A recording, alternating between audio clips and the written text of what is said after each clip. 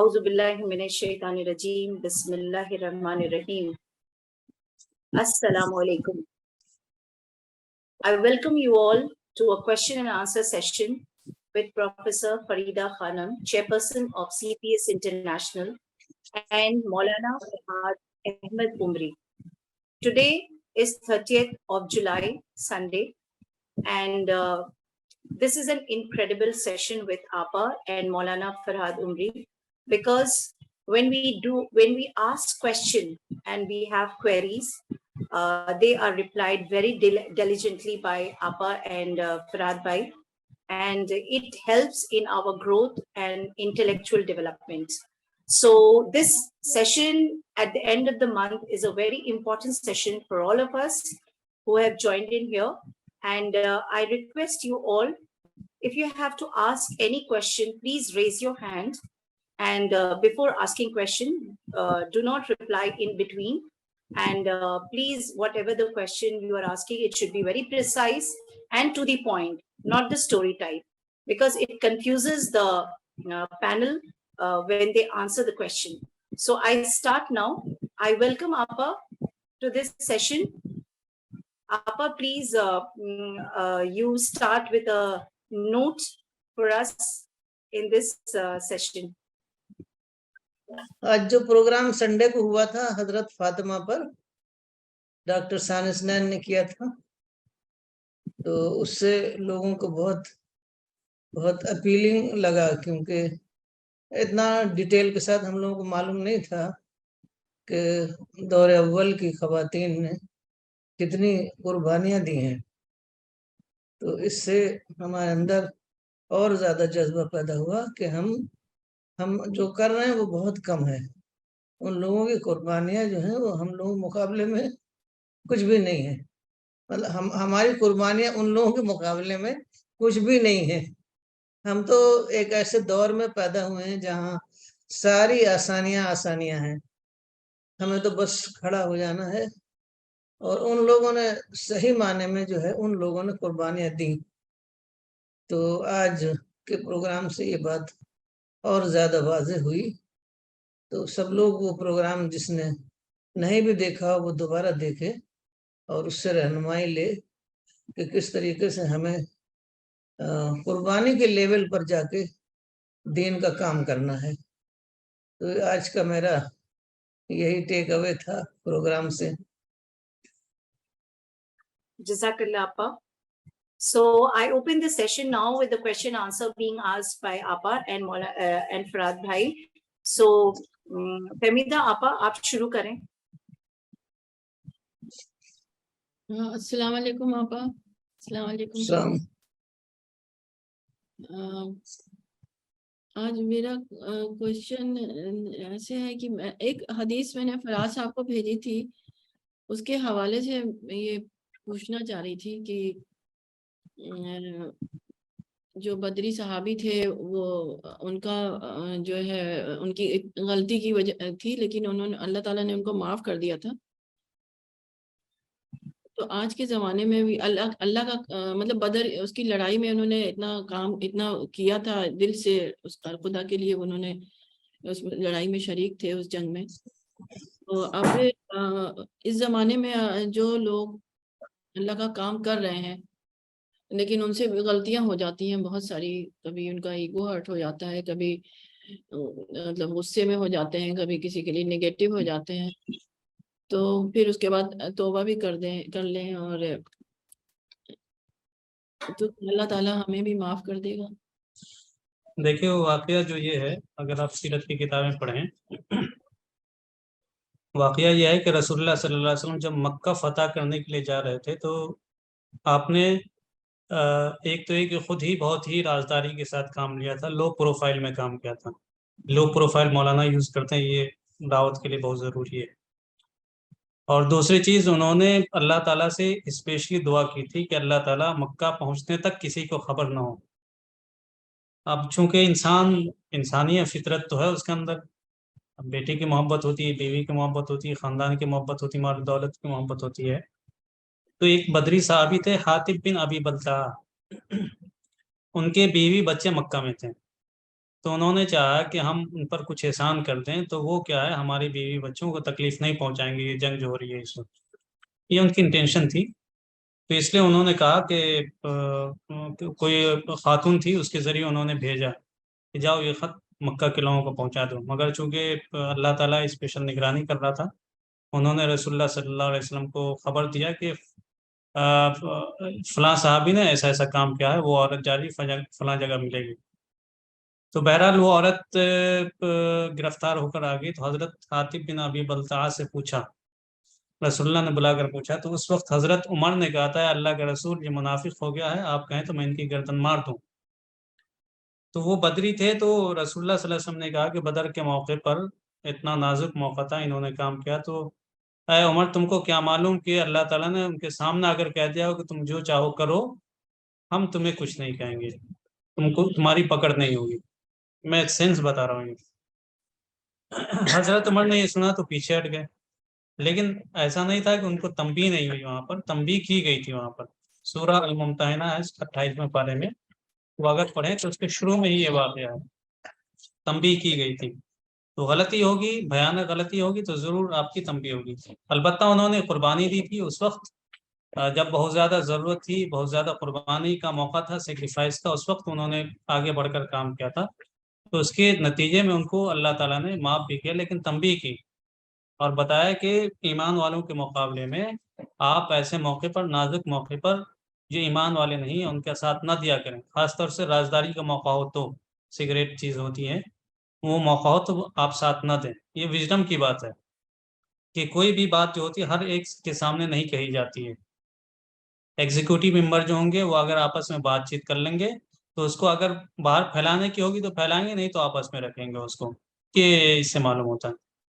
تو وہاں پر ان کو تنبیہ بھی کی گئی تھی، تو بدر کا ہونے کے باوجود تنبیہ کی گئی، اس کا مطلب یہ ہے کہ دنیا کے اندر اگر کوئی غلطی کرے گا تو اس کو ضرور مواخذہ کیا جائے گا، اس کا کتنا بھی بڑا انسان ہو ضرور مواخذہ کیا جائے گا، اور اس کو بتایا جائے گا کہ آپ نے یہ کیا، یہ غلط کیا، تاکہ آئندہ اس کو تنبیہ ہو۔ سزا میں ہو سکتا ہے کہ آپ تنبیہ کرنا بذات خود ایک بڑی بات ہے، اللہ تعالیٰ تنبیہ کرے گی، سے بہت بڑی بات ہے، آیت اتار کر اسپیشلی۔ تو ہم کو بھی اس سے بچنا ہے، ایسی چیزوں سے، اور توبہ کا دروازہ تو ہر ایک کے لیے یقیناً کھلا ہوا۔ آپ کا جو سوال تھا توبہ کے تعلق سے کہ ہم سے غلطی ہو جاتی، توبہ کا دروازہ ہمیشہ ہر ایک کے لیے کھلا ہوا، کتنی بھی غلطی ہو جائے تو اللہ تعالیٰ کے حق میں تو اللہ تعالیٰ سے براہ راست توبہ کیجیے، کسی انسان کے حق میں آپ نے کوئی غلطی کی ہے تو آپ انسان سے معافی مانگیے، اس سے کوئی چیز چھین لیا تو وہ چیز آپ اس کو واپس کیجیے، اس کے بغیر کوئی کیا ہے اللہ تعالیٰ بھی معاف نہیں کرے گا جب تک انسان معاف نہ کرے۔ تو توبہ کا دروازہ ہر ایک کے لیے کھلا ہوا ہے۔ اور ایک حدیث ہے کہ ایک صحابی آئے تھے، انہوں نے کہا اللہ کے رسول مجھ سے غلطی ہو جاتی ہے، تو اللہ کے رسول صلی اللہ علیہ وسلم نے کہا کہ توبہ کر لو، تو اس نے کہا پھر غلطی ہو جاتی، تو کہا پھر توبہ کر لو، تو اس نے کہا دوبارہ اور بھی غلطی ہو جائے تو کہا کہ اے فلاں، اللہ تعالیٰ کی رحمت تمہارے گناہ سے زیادہ وسیع ہے۔ یہ سننا تھا کہ ان کو سمجھ میں آ گیا۔ تو اللہ تعالیٰ کی رحمت ہر ایک کے گناہ سے زیادہ وسیع ہے، آپ امید رکھیے، غلطی ہو جاتی توبہ کیجیے۔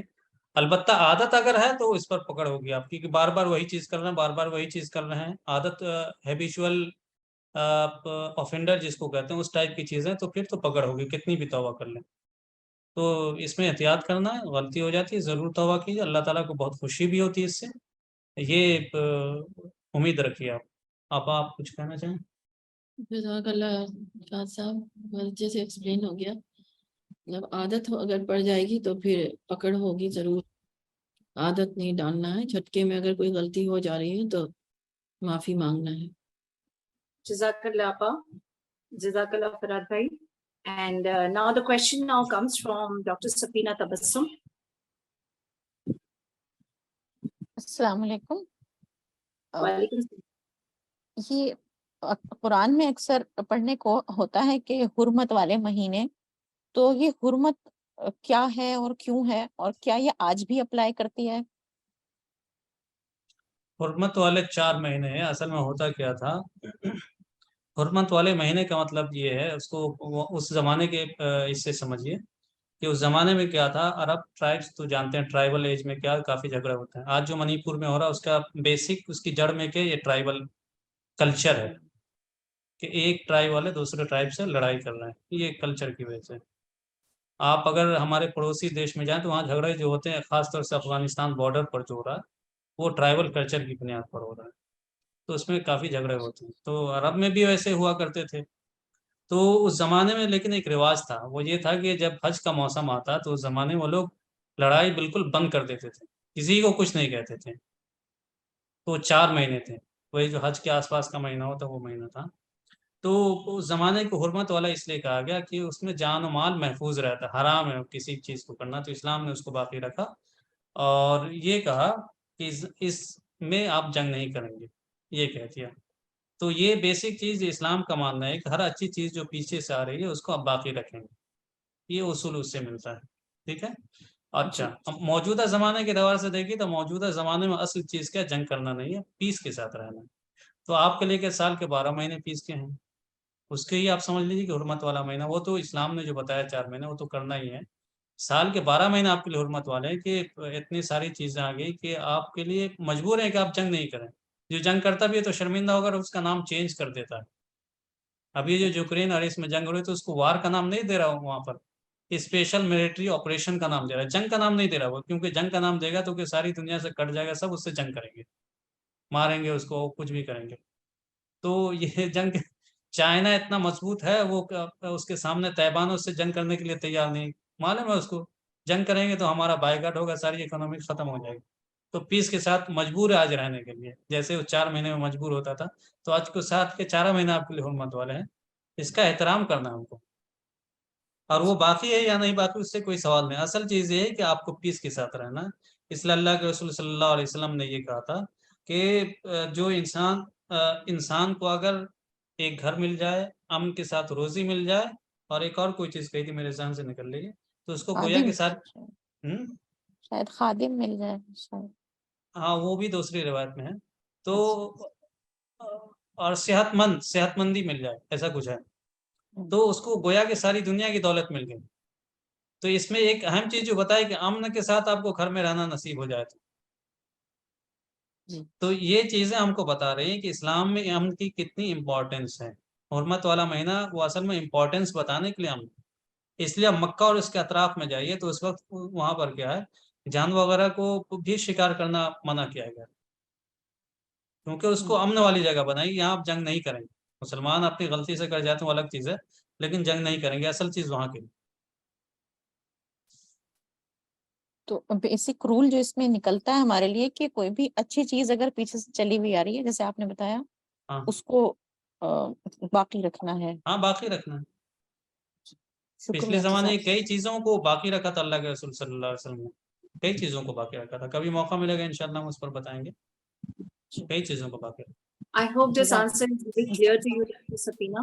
جی جی بالکل کلیئر ہو گیا. جزاک اللہ. Okay. Anyone, Najma Appa, please ask your question. ہاں میں یہ کہہ رہی ہوں کہ ذرا how is Islam compatible to democracy کو ذرا ایلیبوریٹ کر دیں.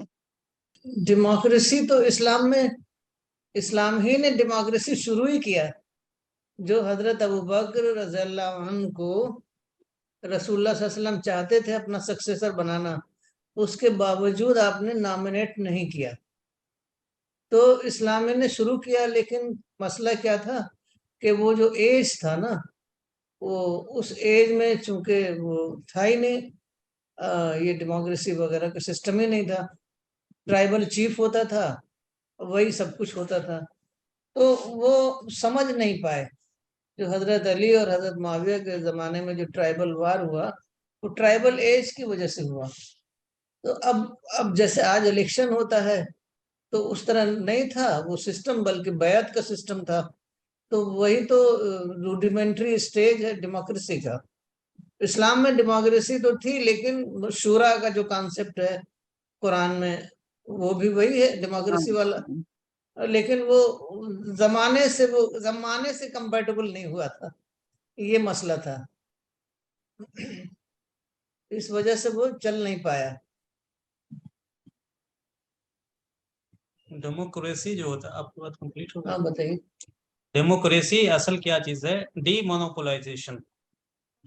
پہلے زمانے میں ٹرائبل ایج میں ہوتا تھا, مونوپولی ہوتی تھی, کنگ جو بولے گا وہی کیا قانون بن گیا, اس کی ایک ایک بات قانون ہوتی تھی. تو شورا کا جو کانسیپٹ دیا نا وہ اصل میں ڈی مونوپولائزیشن ہے. آپ مونوپولی کسی کے نہیں ہے. خلیفہ کے خلاف بھی اگر کوئی کھڑا ہو جائے, 10 آدمی کھڑے ہو جائیں کہ آپ کی بات نہیں چلے گی تو ان کو ماننا ہے. رسول اللہ کے زمانے میں بھی دیکھیے غزوہ احد کے موقع پر کیا تھا, رسول اللہ بھی چاہتے تھے کہ مدینہ کے اندر رہ کر ہم جنگ کریں گے, لیکن اکثر لوگوں نے یہ رائے دی وہاں پر کہ ہم کو باہر نکل کر کرنا, خاص طور سے نوجوان جو تھے, تو رسول اللہ نے بھی ان کی بات مانی تھی. تو یہی چیز کیا ہے, ڈی مونوپولائزیشن ہے کہ آپ کی اکثریت کی جو رائے آ جائے اس کو آپ مانیں اور اس کے مطابق کریں. تو آپ دیکھیے رسول اللہ کے زمانے میں بھی مشورہ ہوا کرتا تھا. مولانا نے بیان کیا ہے, آپ عورت میں ہمارے انسانیت پڑھیں تو اس میں ہے کہ ایک عورت بھی مشورہ دیتی تھی, اس کو بھی قبول کر لیتے تھے رسول اللہ صلی اللہ علیہ وسلم. حالانکہ اس زمانے میں عورتوں کو بہت کمتر سمجھا تھا, لیکن یہ دیکھیں. اچھا, اس کے بعد حضرت ابو بکر کے زمانے میں بھی مشورہ سے کام ہوتا تھا, کوئی ایک کام اپنے سے خود سے نہیں کرتا تھا. حضرت عمر کے زمانے میں بھی یہی ہوتا تھا. جب تک یہ درست رہا تب تک مشورہ سے ہی ہوا کرتا تھا. اس کی شکل بدل سکتی ہے آپ کے مشورہ کی. اب جیسے اس زمانے میں کیا لوگ آتے تھے باضابطہ آ کر بولتے تھے, آج کل اس کی جگہ کیا حکومت چلاتے تو کیا کرتے ہیں, وہ کیا ہے اس کے لیے بیلٹ پیپر ہے, یا یہ کہ آج کل اس کے لیے مشین آ گئی, وہ چیز ہے. تو یہ ساری چیزیں کیا مشورہ کی بنیاد پر ہی ہوتی ہیں, مشورہ کی ہی ایک بدلی ہوئی شکل ہے. تو ہر ایک کو جو اسلام نے یہ دیا تھا کہ آپ کو اپنی رائے رکھنے کا حق ہے, وہی چیز تو ڈیموکریسی ہے. وہ فریڈم آف ایکسپریشن جو ہے وہی ڈیموکریسی کی بنیاد ہے. وہ تو پوری طریقے سے اسلام نے اس کو جگہ دیا.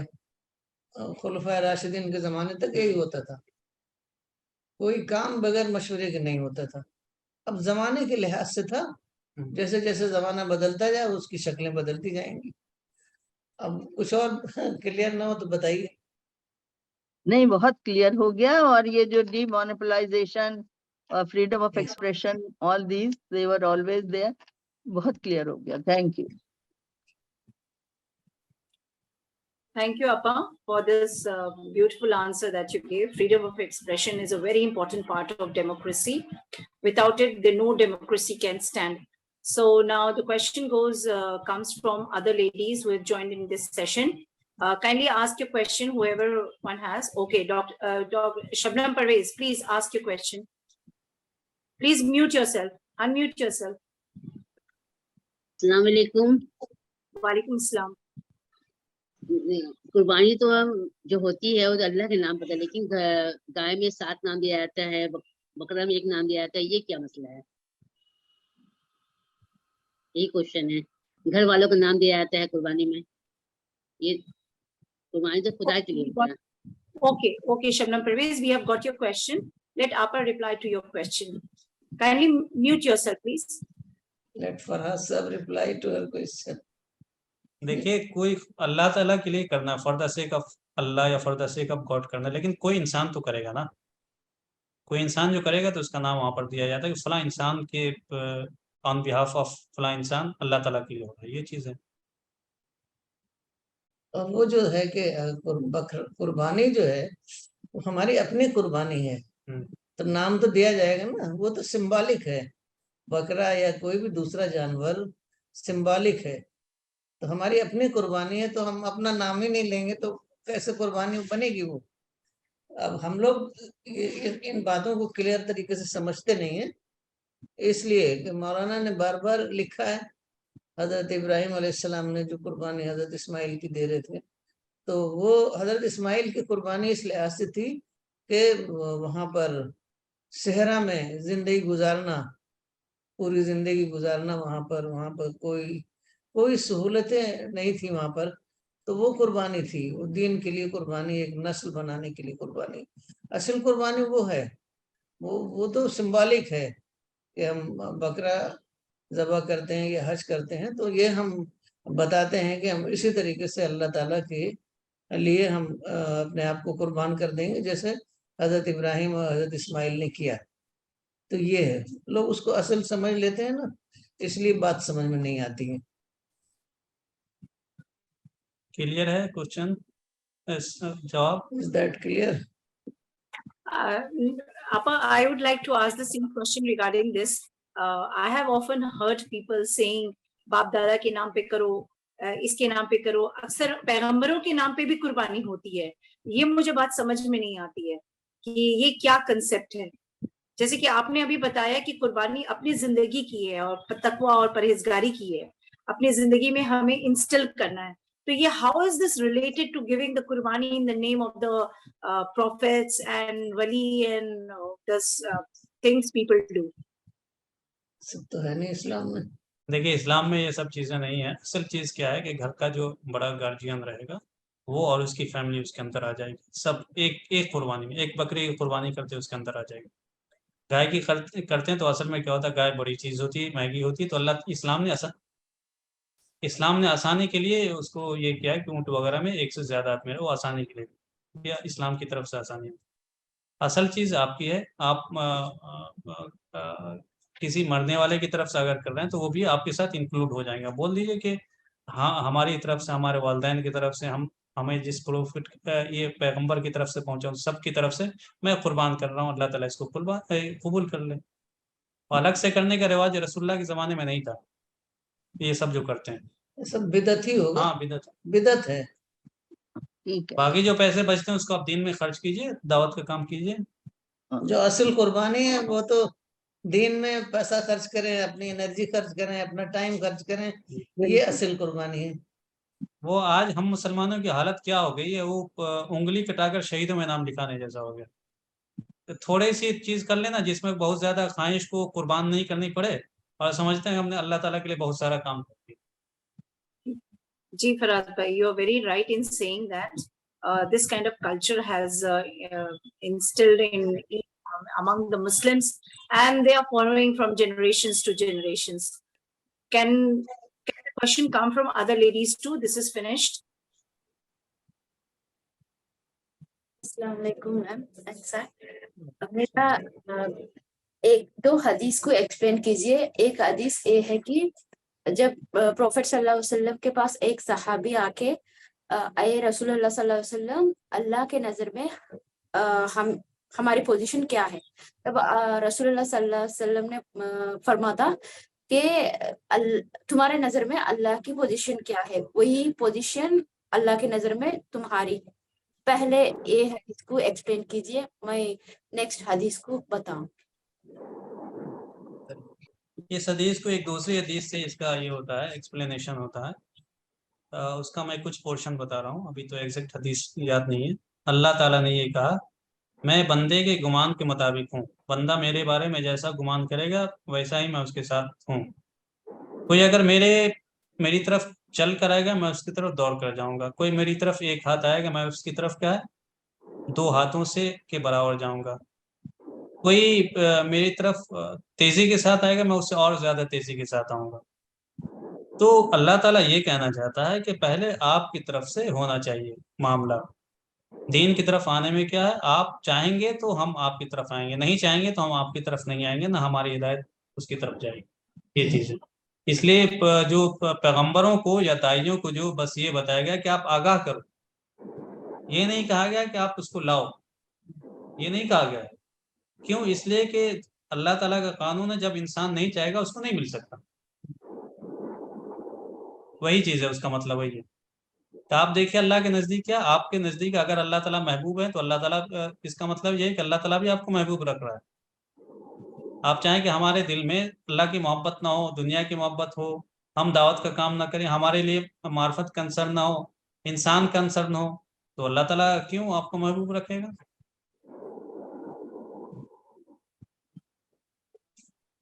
क्लियर है बात? क्लियर है. और मेरी दूसरी हदीस है, जब अल्लाह ताला जो लोगों को पसंद करता है और छोटी सी काम करे लेकिन कंटिन्यूटी के साथ करने से अल्लाह ताला उसको पसंद करेगा. इसको भी जरा एक्सप्लेन कीजिए बस. देखिए एक किस्से से इसको हम समझ सकते हैं. जो केचुआ और इसका हिरन से भागता है ना, कौन भागता है? हिरन, खरगोश. हाँ, केचुआ और खरगोश का वाकया है. کہ ایک مرتبہ یہ ہوتا ہے، اسٹوری ہے یہ، کہ ایک مرتبہ مقابلہ ہوتا ہے کیچوا اور خرگوش کے درمیان. کچھوا اور خرگوش کے درمیان مقابلہ ہوتا ہے. اس میں کیا ہوتا ہے، خرگوش بہت تیز بھاگنے والا ہوتا ہے، مگر کیا ہوتا ہے تھوڑی دیر جانے کے بعد وہ سو جاتا ہے. اور کچھوا جو ہوتا ہے وہ آہستہ چلتا مگر برابر چلتا رہتا ہے. وہ لاسٹ میں کیا ہوتا ہے کہ کچھوا جیت جاتا ہے، کیونکہ خرگوش بہت تیز بھاگا لیکن آدھے راستے پر جا کر وہ سو گیا. انسان کا معاملہ بھی وہی ہے. ایک دن اگر چاہے کہ 100 رکعت نماز پڑھ لیں تو دوسرے دن وہ تھک جائے گا، نہیں کرے گا. اس کے مقابلے میں اگر 2 رکعت ہی نماز پڑھے وہ لمبا چلتا رہے گا اس کا. وہ کہنا ہے کہ آپ تھوڑا ہی کرو لیکن کنٹینیو پروسیس میں کرو، وہ چیز آپ کی باقی رہے گی. آپ آخر تک کرتے رہو، لیکن اگر محنت کر کے ایک دن خوب کر لیا تو دوسرے دن آپ خود بھاگ جاؤ گے.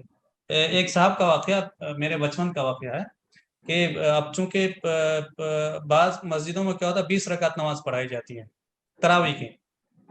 تو اس کو پکڑ کے لے گئے، چلو تراویح پڑھنے. نماز نہیں پڑھتا تھا، وہ پکڑ کے زبردستی لے گئے رمضان میں. 20 رکعت نماز پڑھا دیا. اس سے پہلے کہ 17 رکعت نماز، ٹوٹل 37 رکعت ہو گئی. تو پڑھنے کے بعد اس نے کہا کہ میرے لگتا ہے کہ میرے گھٹنے جو ہے نا وہ بالکل لگتا ہے کہ زخمی ہو گئے، پھٹ گئے، اب میں مسجد نہیں جاؤں گا. اس کے مقابلے میں ہوتا ہے کہ صرف نماز پڑھا کے اس کو بھیج دیتے تو اس سے اس کو شوق پیدا ہوتا. لیکن اس کو ایسی حالت کر دی بیچارے کو اٹھا بیٹھا کر کے کہ اس نے کہا کہ میں جاؤں گا ہی نہیں. تو یہ چیز نہیں ہونا چاہیے، خود اپنے لیے بھی نہیں ہونا چاہیے. اس لیے اللہ کے رسول صلی اللہ علیہ وسلم نے کہا کہ جب تک آپ کو طبیعت کرتی ہے، فریش ہے طبیعت، آپ عبادت کریں، تھک جاتے ہیں چھوڑ دیں. عبداللہ بن عمرو بن العاص کو یہ کہا تھا، وہ ان کو رسول اللہ نے سمجھایا تھا. وہ ہر دن روزے رکھتے تھے، رات کو تہجد پڑھتے تھے. تو اللہ کے رسول صلی اللہ علیہ وسلم نے کہا نہیں ایسا نہیں کرو، مہینے میں 3 دن روزے رکھا. تو اس نے کہا اس سے زیادہ میری طاقت ہے. نوجوان تھے تو کہہ دیا، تو کہا کہ ہفتے میں 1 دن رکھو، ہفتے میں 1 دن رکھو، 2 دن جمعرات اور سوموار. اس نے کہا اس سے بھی زیادہ طاقت ہے. تو میں ہر دن رکھ سکتا ہوں. کہا نہیں، اس کی تم کو اجازت نہیں. ایسا کرو صوم داؤد رکھو. صوم داؤد کا مطلب 1 دن روزہ 1 دن افطار. تو بعد میں وہ کہتے تھے کہ اللہ کے رسول صلی اللہ علیہ وسلم کی کاش ہم نے بات مان لی ہوتی بڑھاپے میں جا کر. تو ایسا نہیں ہوتا. تو بڑھاپے کے حساب سے آپ پلاننگ کیجئے کسی بھی چیز کی، کہ بڑھاپے میں اس کو کر سکتا ہوں یا کر سکتی ہوں یا نہیں، اس سے دوا سے کرنا چاہیے پلاننگ. تو آپ کنٹینیو پروسیس میں چلا سکتے ہیں کسی بھی چیز کو. ایک آدمی پہاڑ بھی توڑنا چاہے تو اس کو کیا ایک چھوٹا پتھر ایک دن لے کر کرے گا تو وہ دھیرے دھیرے کر لے گا. لیکن چاہے کہ ایک دن ہم کیا کریں آدھے پہاڑ کو توڑ دیں تو دوسرے دن تھک جائے گا وہ. So the question is coming now from Dr. Safina. Please ask your question.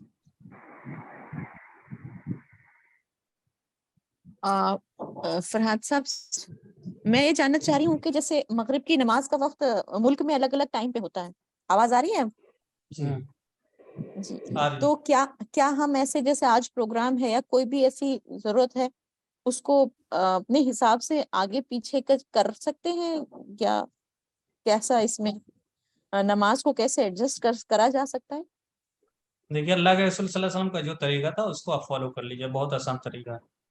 اللہ کے رسول صلی اللہ علیہ وسلم نارملی اس زمانے میں تو ایسا پروگرام ہوتا نہیں تھا کہ ٹائم زون کا فرق ہو، ویسا نہیں ہوتا تھا. سفر میں یہ پریشانی آتی تھی.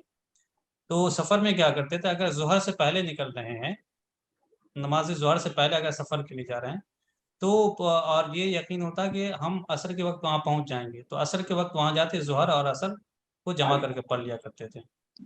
کبھی ایسا ہوتا کہ ظہر کے بعد نکلتے تو کیا کرتے ظہر کے ٹائم میں عصر کی نماز پڑھ لیتے تھے.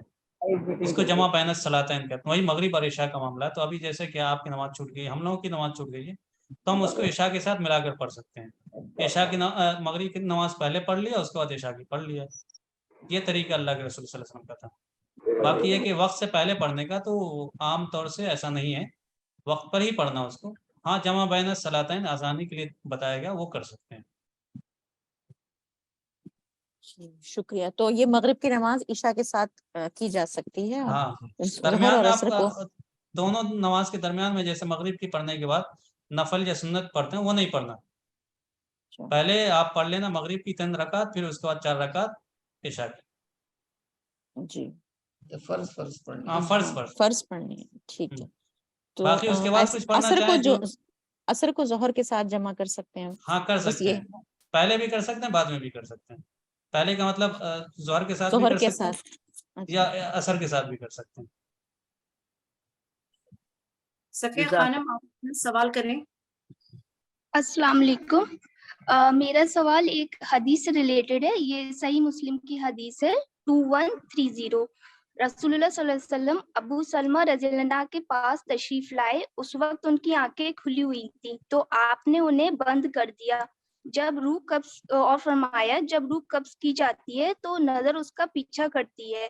तो ये सुनने के बाद उनके घर वाले जो है वो रोने लगे. तो आप सल्लल्लाहु अलैहि वसल्लम ने फरमाया तुम अपने लिए भलाई के अलावा और कोई दुआ ना करो क्योंकि तुम जो कहते हो फरिश्ते उस पर आमीन कहते हैं. तो मेरा क्वेश्चन, फिर उसके बाद आपने उनके लिए दुआ की अब्बू सलमा के लिए. तो मेरा क्वेश्चन ये है कि मतलब ये पर्टिकुलर उसी टाइम के लिए थी, किसी मतलब इंतकाल हो जाता है उस बंदे के लिए, ये हम लोगों के लिए भी है आम दिन में? और इसके बाद सेकंड ये था कि अगर ये आम दिनों में भी है तो जैसे हमारे नेगेटिव थॉट्स या कमेंट्स ऐसे रहते हैं तो क्या फरिश्ते उस पर भी आमीन कहते हैं? मेरा क्वेश्चन ये था. आमीन कहने का मामला जो है वो तो हर वक्त के लिए है. वैसा नहीं कि सिर्फ उसी के लिए खास था, उसी आदमी के लिए खास था, साहबी के लिए, या ये कि उसी वक्त के लिए खास था जब इंतकाल कर रहा. हर वक्त हम दुआ करें तो फरिश्ते आमीन कहते हैं. मिसाल के तौर पर आता है कि कोई आदमी अपने भाई के पीछे उसके लिए दुआ करे तो फरिश्ते कहते हैं आमीन, तुम्हारे लिए उसी तरह. तो ये तो हर अच्छी चीज के लिए फरिश्ते आमीन कहते हैं, हम अच्छी दुआ करते हैं तो. I hope this answer is clear to you, Safiya. Ji answer तो क्लियर है आपा. बस ये कह रहे थे कि जैसे कभी जैसे नेगेटिव थॉट या कमेंट्स आते हैं तो इंसान कह देता है तो उस पर भी फरिश्ते आमीन कहते हैं क्या? मतलब उसके लिए भी देखिए हदीस में बद्दुआ वगैरह से मना किया गया. बद्दुआ के अंदर नेगेटिव थॉट आ जाते हैं, मना किया गया है. स्पेशली माँ बाप को मना किया गया है कि वो बद्दुआ ना करे बच्चों का, या ये कि अगर नींद आ रही है तो उस वक्त दुआ करने से मना किया गया. आदमी अपने खिलाफ दुआ कर जाएगा तो इस एतबार से तो आ सकता है, आमीन तो हो सकता है. ओके जज़ाकल्लाह. लेकिन वो नेगेटिव थॉट आना कोई ये नहीं है. दुआ उस टाइम अगर कोई अपने खिलाफ कुछ दुआ करना, अल्लाह ताला मुझे हिलाक कर दे, या ये कि बच्चों के लिए कहता अल्लाह ताला इसको हिलाक कर दे, ऐसा बोलना ये दुआ होता है. सिर्फ सोचना कोई दुआ नहीं है. कि नेगेटिव थॉट आ गया कि ये बहुत बुरा है, ये क्या है, वो सब कुछ नहीं है. दुआ करें आप तो होगा. Okay, we come to the end of the session. It is now 8 o'clock. Thank you, and Jazakallah to Farida Appa and Farhad Bhai for listening to patiently to our questions and giving answers so intelligently and so beautifully our answers. And mashallah, we are growing intellectually. Each and every session is so important for all of us. And we CPS ladies are mashallah growing intelligently and developing ourselves, developing our personality. So आप लोगों की बहुत ज्यादा मेहनत है हमारी grooming करने के लिए. ये देखिए कोई भी इंसान जो रहेगा ग्रो करने में आपको कुछ ओपिनियन दे सकता है. ग्रो करना आपके अपने हाथ में होता है. जो अभी दरमियान में एक क्वेश्चन आया था ना कि अल्लाह ताला कैसे, अगर तुम जानना चाहते हो अल्लाह ताला तुमसे कितनी मोहब्बत करना है तो जानो अपने आप को, जानो तुम कितनी मोहब्बत करते हो. तो हर चीज में यही चीज है, हर मामले में यही उसूल है कि हम जब तक चाहेंगे नहीं तब तक किसी दूसरे की ओपिनियन हमारे काम नहीं आ सकती है, रहनुमाई काम नहीं आ सकती है. तो अल्लाह ताला से दुआ कीजिए कि अल्लाह ताला हर खैर की बातों को सुनने और उस पर अमल करने की तौफीक दे, और हर शर से, बुरी चीज से, बुरे मशवरे से, बुरे अमल से, नेगेटिव थॉट से बचाए, नेगेटिव दुआ से बचाए, बद्दुआ जिसको कहते हैं उनसे बचाए. और अल्लाह ताला आखिरत में हम तमाम लोगों को एक साथ रखे अपने मार्फत और अपने जो हमेशा नहीं ख़त्म होने, कभी भी नहीं ख़त्म होने वाले तारीफ़ और हम्द व सना की तौफीक दे. मौलाना के साथ मुलाकात कराए और ऐसी मजलिस हम मौलाना के साथ जन्नत में करें, ये जूम वाली मजलिस वहाँ भी कराएं, और अल्लाह ताला हमें अपने दीदार की तौफीक अता फरमाए. आमीन आमीन. So we come to the end of the session, and inshallah we'll meet again next week on Sunday with a new topic that will be shared on the WhatsApp group. Assalamu alaikum.